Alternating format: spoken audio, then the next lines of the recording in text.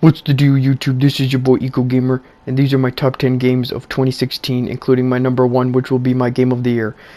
At number 10, we have Quantum Break for PC, Windows 10, and Xbox One. I got this on Windows 10. It didn't run as good, but it runs good now. I picked it up on Steam. It's a third-person time-bending game which has lots of episodic short cutscenes which can last from 25 minutes or longer. It's a very good shooter game. If you're interested, pick it up on Xbox One. I'd highly recommend it. And now, for number 9, we have Dragon Ball Xenoverse 2 for PC, PS4, and Xbox One. I picked up Dragon Ball Xenoverse 2 on PC. It runs very well, and if you're a Dragon Ball Z fan like myself, this game caters to you, the fan. I'd highly recommend it for anyone who's into the Dragon Ball Z and is a fighting game person like me. I definitely like using the Frieza race. It's very fun to use them online. The online's a little broken with some certain characters, but if you get good at the game, you can definitely overcome that.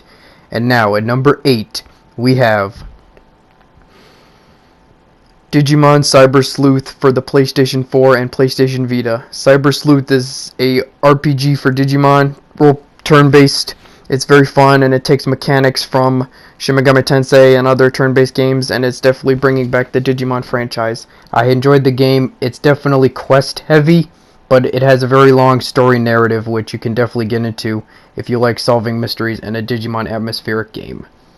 And now, for number 7, we have Shin Megami Tensei Apocalypse for the 3DS exclusively. This takes place in an alternate timeline in the Shin Megami Tensei 5 game. If you like fighting demons, angels in an RTS style game that is also role-playing, this game is for you. And you can even fight God himself, for crying out loud, in the game, which is pretty awesome. And yeah, so moving on to number 6, we have Mega Dimension Neptunia V2 for PlayStation 4 and PC. I picked this game up on both platforms, and it is very enjoyable if you're a Hyperdimension fanboy like me. Playing with Neptune and the gang, this game basically makes fun of itself in the console war. It's a role-playing dungeon game, lots of dungeons, lots of monsters to fight, very enjoyable game. I'd highly recommend picking it up if you're interested in the Mega Dimension franchise. And now, at number 5, we have Gears of War 4 for PC, Xbox One. I picked up Gears of War 4 on PC. It is a graphical masterpiece using Unreal Engine 4. It has a short story, but the story is still fun, and the Horde mode is very addicting. I'd recommend picking this game up if you have a high-end PC, or if you have an Xbox One, definitely pick it up on there. It's a game worth owning, and it is definitely one of the beautifulest games I've played on the PC in a while. And now, at number 4, we have Ratchet Clank exclusively for the PlayStation 4. I usually don't put remasters on my list, but this is a remake with a completely different story.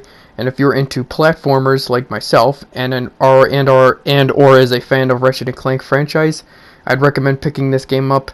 It definitely takes away from anyone who's interested in picking up platformers this generation. This game is beautiful, and it's definitely a work of art. I'd recommend picking it up yourself. And now, at number 3, we have Dark Souls 3 for PC, Xbox One, and PlayStation 4. Dark Souls 3 I got on PC and PlayStation 4 and beat it on both.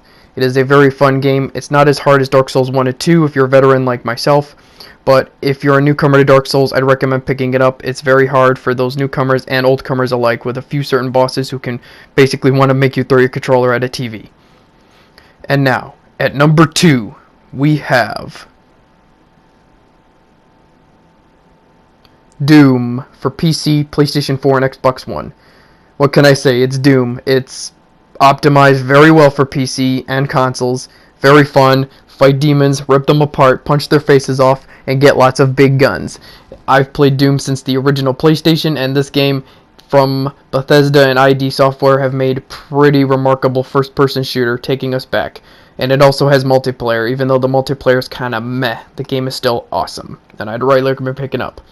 And now, for number 1, and my game of the year, Uncharted 4, A Thief's End, exclusively for the PlayStation 4. What more can I say? Uncharted 4 is amazing. The graphics on it are beyond anything I've seen off of a console. Naughty Dog pushed the PlayStation 4 to its limits and made what I consider one of the best looking games I've seen on a console in a long time. Uncharted 4's story is very good, very narrative driven, and they definitely picked up where the franchise goes. And this is the last Uncharted game from what they've said. If you want to pick up Naughty Dog's greatest game, I'd highly recommend buying a PlayStation 4 exclusively for this game. It also includes multiplayer. The multiplayer is decent, but not perfect. Thanks for watching my top 10, guys. Make sure to rate, comment, and subscribe.